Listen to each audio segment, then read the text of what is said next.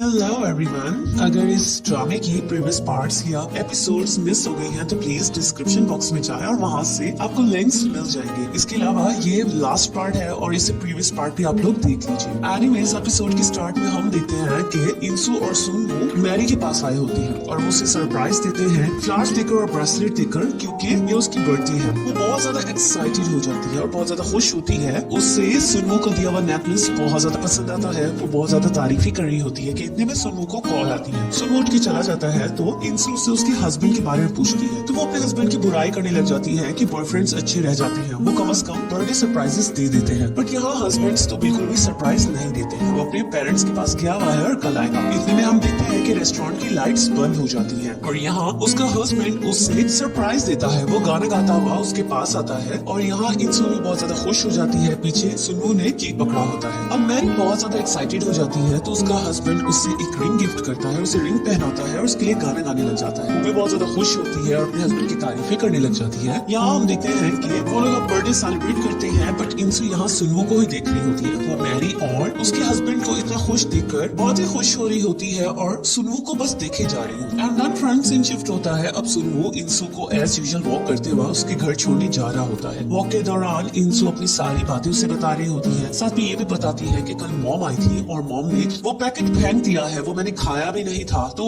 सुनवू हैरत से कहता है तुम्हें कैसे याद, इतनी पुरानी बात तुम कैसे याद रख सकती हो कि तुमने वो पैकेट मेरे साथ ही किया था। तो वो कहती है जाहिर है मैंने तुम्हारे साथ ही ये शॉपिंग की थी, अकेले तो मैंने कभी ऐसी शॉपिंग वगैरह की ही नहीं है। एंड देन अब वो उसके घर के नजदीक पहुंचते हैं तो सुनवू से पूछता है तुमने मुझसे कुछ कहना था, तुमने मैसेज में भी लिखा हुआ था, तो वो क्या बात है। यहाँ इंसू कुछ हेजिटेट करने लग जाती है तो उसे परेशान देखकर सुनवू से पूछने लग जाता है कि क्या हुआ, तुम इतनी परेशान क्यों नजर आ रही हो, कुछ बुरा हुआ है क्या। तो इंसू जल्दी से बात डालती है और कहती है कि वहाँ बहुत ज्यादा ट्रैफिक होता है ना, तो मैंने तुमसे कहना था कि तुम अपना ख्याल रखना। फिर वो इंसू के गिर्द अपना स्कार्फ उतार कर बांध कर कहती है कि तुम कितने लापरवाह हो गए हो, तुम अपनी गर्दन को ऐसे खुला कैसे छोड़ सकते हो, तुम्हें सर्दी लग सकती है, यहाँ तुम्हें नहीं पता कितनी सर्दी है। अब सुनवू से हैरत से देखकर मुस्कुराता है और कहता है ये लाइन्स तो मेरी थी जो कि तुम बोल रही हो। वो उसके हाथ पे हाथ रखता है तो यहाँ इंसू कुछ हेजिटेट हो जाती है। तो सुनवू उसे देखकर मुस्कुराता है और इंसू यहाँ कहती है बस अब वो घर जाना चाहती है। सुनवू अपने घर की तरफ रवाना हो जाता है। इंसू का हम देखते हैं कि वो गहरी गहरी सांसें ले रही होती है। नेक्स्ट मॉर्निंग हम देखते हैं कि फोटो स्टूडियो पर सुनवू अपना काम कर रहा होता है तो इंसू वहाँ पहुँच जाती है। उसके हाथ में ब्रेकफास्ट बैग होता है, वो कॉफी वगैरह लेकर आई होती है। तो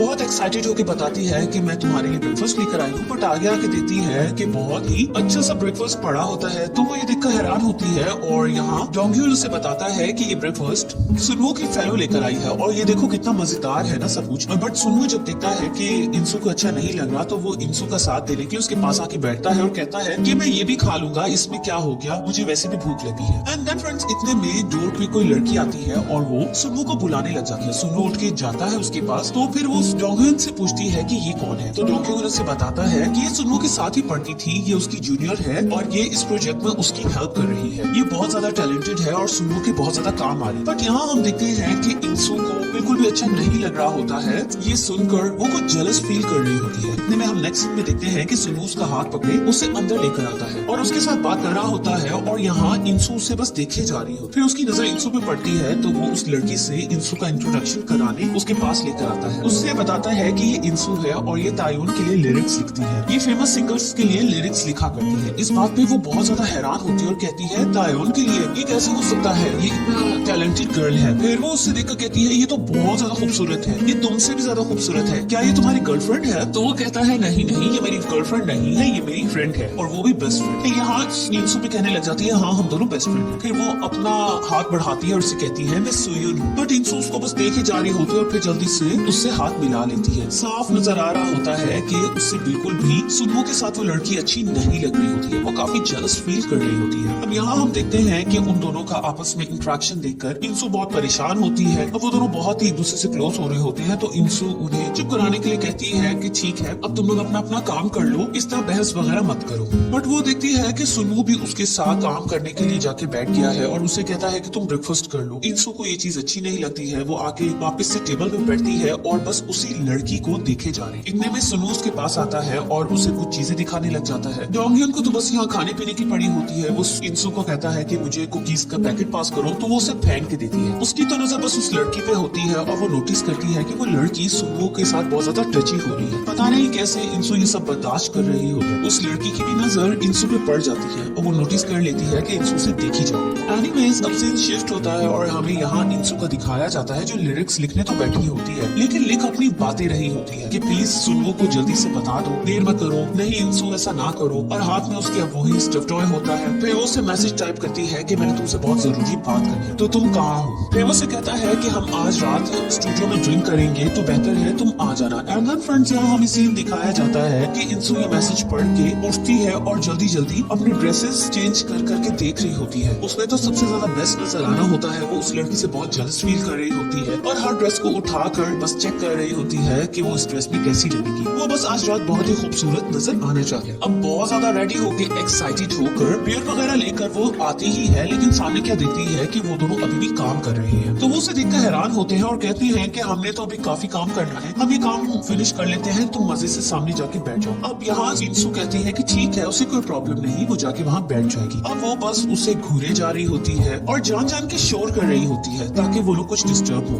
बट यहाँ हम सुनवो को देखते हैं कि वो तो बिल्कुल भी इंसु को नहीं देख रहा होता है और इंसु से ये बात बर्दाश्त नहीं हो रही होती है। वो अपनी जैकेट को भी झटक रही होती है कि बस शोर हो और सुनवो उसे देखे, बट सुनवो उसे मुकम्मल तौर पे इग्नोर कर रहा होता है। फिर वो वहाँ टेबल के पास जाके बैठती है और उसके उस महंगे कैमरे को उठाकर देखने लग जाती है। तो वो लड़की इंसु को टोकने लग जाती है कि प्लीज ये कैमरा बहुत महंगा है, तो प्लीज इस कैमरे को रख लें, आप बुरा ना मनाएं। इस बात पर सुनवो उससे टोक कर कहता है कि कुछ नहीं होता, उसे करने दो जो वो कर रही है। फिर वो रील्स उठा लेती है, तो उन रील्स को देखकर तो उस लड़की की जान निकल जाती है और कहती है कि प्लीज ये हमारी बहुत मेहनत से बनाया हुआ काम है, इसे आप खराब ना करें वरना हमें दोबारा से मेहनत करनी पड़ जाएगी। इंसु गुस्से से उन रील्स को फेंक देती है और फिर उस लड़की को बस देखी ही जा रही होती है, देखी ही जा रही होती है। और यहाँ वो बहुत चाइल्डिश एक्ट कर रही होती है। गाइस ये सीन बहुत ज्यादा फनी था और देखने में बहुत मजा भी आ गया कि इंसु की जेलसी तो बर्दाश्त से बाहर ही हो रही होती है। बट यहाँ वो दोनों अपने काम में ही मगन हो रहे होते हैं और इंसु को तो बिल्कुल ही इग्नोर किया हुआ होता है। इतने में उनका दूसरा फ्रेंड डॉक्टर आ जाता है,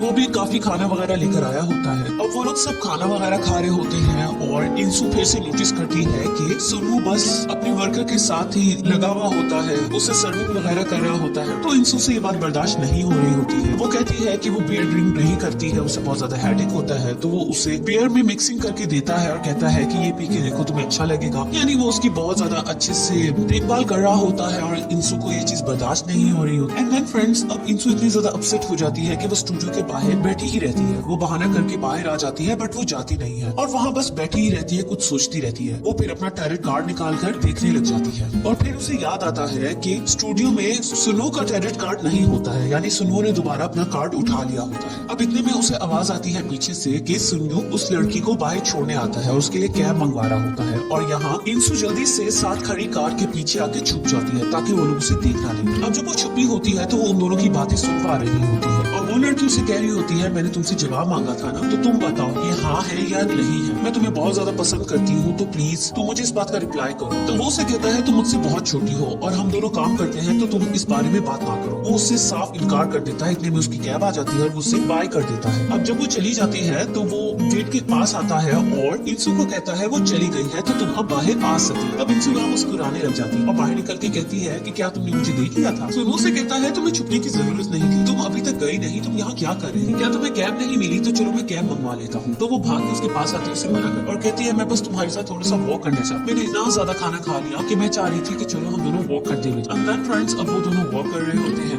वो उसे उसके घर छोड़ने जा रहा होता है। फिर वो उसे कहती है मैंने तुम दोनों की बातें सुन ली, वो लड़की तुम्हें वाकई में बहुत पसंद करती है, तुमने उसे हाँ क्यों नहीं कहा। तो वो कहता है मैं उसे हाँ क्यों कहूंगा, हम दोनों का रिलेशनशिप प्रोफेशनल है और वैसे भी मुझे इसमें इंटरेस्ट नहीं। अब यहाँ इंसु सुनवो को कहती है कि बाय चांस अगर मैं ही तुमसे ये क्वेश्चन करूँ तो तुम इसका क्या आंसर करो, तुम क्या मुझे भी ये कहोगे कि नहीं मैं ऐसा नहीं करना चाहता। इस बात पे वो उसे कहता है कि नहीं, तुम्ही ने तो कहा था कि हम दोनों कभी भी इस रिलेशनशिप में नहीं आएंगे, क्योंकि अगर हम कभी इस रिलेशनशिप में तो हम ब्रेकअप कर लेंगे। इस बात पे वो एग्जांपल देती है मैरी की, तो वो कहता है कि वो लोग बहुत लकी इंसान है, हम इतने लकी नहीं होंगे। वो इस इनकार करता है तो इंसु को ये बात बात अच्छी नहीं लगी। फिर वो उसे बहाना करती है और अंदर जाने की बात करती है, बट हम यहाँ देखते हैं कि जब वो जा रहा होता है वो उसे जाता देखती रहती है और उसकी आंखों में आंसू आ। अब वो लिरिक्स वगैरह राइट कर रही होती है, बट उसका मन किसी चीज में भी नहीं लग रहा होता है। वो बार बार उस डेट को देख रही होती है कि सुन्नू ने चले जाना है। वो काफी परेशान होती है। वो बाहर आती है, उसी साइकिल को देखती है और वहाँ से पकड़ती है जहाँ से सुन्नू अक्सर पकड़ के उसे साइकिलिंग करवाने में हेल्प किया करता था। अब वो साइकिलिंग कर रही होती है और उस मोमेंट को याद कर रही होती है कि किस तरह सुन्नू ने उसे साइकिल चलाना सिखाई। वो कितनी कितनी देर साइकिलिंग के दौरान उसे पीछे से पकड़े रहता था और जब तक वो उससे कहती नहीं थी कि छोड़ दो, वो नहीं छोड़ता था। अब वो एकदम से रुकती है और कुछ सोचती है, अपना मोबाइल निकालती है और सुन्नू को मैसेज करती है कि आज हमने कैफे में मिलना है। अब सुन्नू उसी कैफे में आ जाता है, बट अंदर आके देखता है वो कैफे बिल्कुल खाली होता है और आगे इंसू बैठी हो। तो वो इंसू से पूछता है कि वो दोनों कहाँ गए, वो दोनों कहाँ गए आज, वो दोनों क्यों नहीं है। तो वो कहती है ये कैफे तो बंद था, उन दोनों का आज ऑफ था, मैंने उन दोनों से वो कैफे ले लिया रेंट में। तो वो उससे कहता है इसकी खास वजह। तो वो कहती है कि हाँ, मैंने तुमसे बहुत जरूरी बात की। वो अपनी लिरिक्स की नोटबुक निकालती है और उसे कहती है कि मुझसे ये लिरिक्स कंप्लीट नहीं हो रहे। ये कन्फेशन के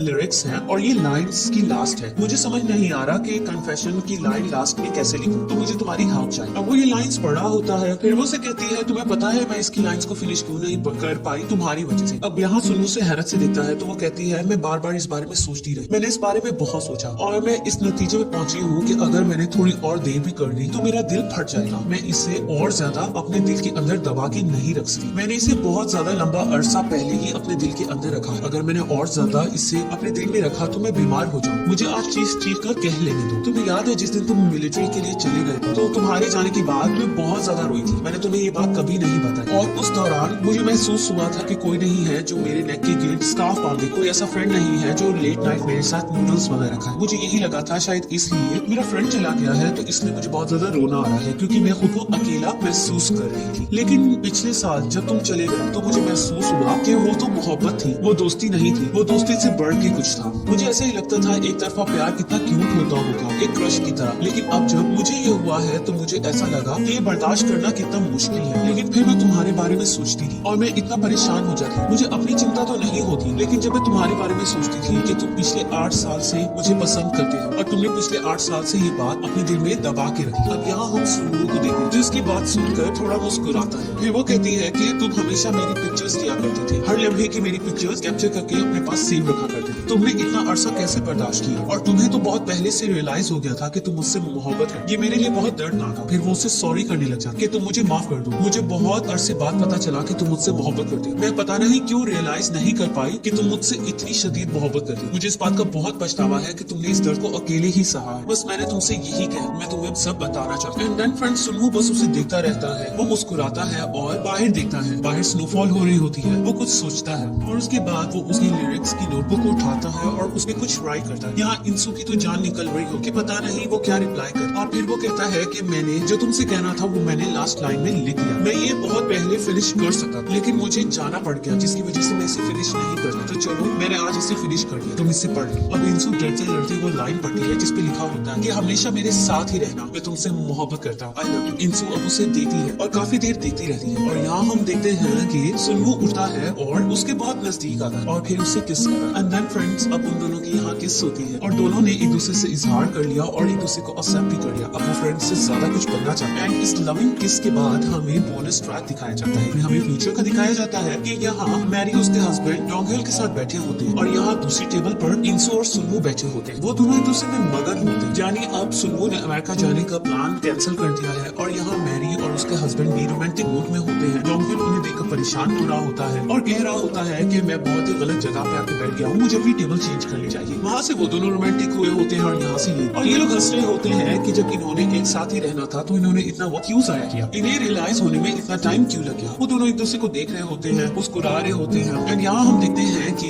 इंसू के नेक में वही नेकलेस होता है जो स्टफ टॉय से निकला था। एंड देन फ्रेंड्स इस खूबसूरत से मोमेंट में हमारे ये ड्रामा खत्म हो जाता है। इस ड्रामे की लास्ट एपिसोड थी। तो गाइस मुझे कमेंट बॉक्स में बताएं ये ड्रामा आप लोगों को कैसा लगा। तो प्लीज इसकी कोई एपिसोड भी आप लोग मिस मत कीजिएगा। मैंने सारा ही ड्रामा आप लोगों के लिए एक्सप्लेन किया है, इसका एक भी सीन मैंने मिस नहीं किया है। तो प्लीज गाइस मेरे चैनल को सपोर्ट कर दें, इतना प्यारा ड्रामा प्रोवाइड करने के लिए मेरे चैनल को सब्सक्राइब कर दें और इसके अलावा मेरे दूसरे ड्रामास को भी आप लोग विजिट कर लें, वो भी बहुत ज्यादा जबरदस्त है। Thank you so much.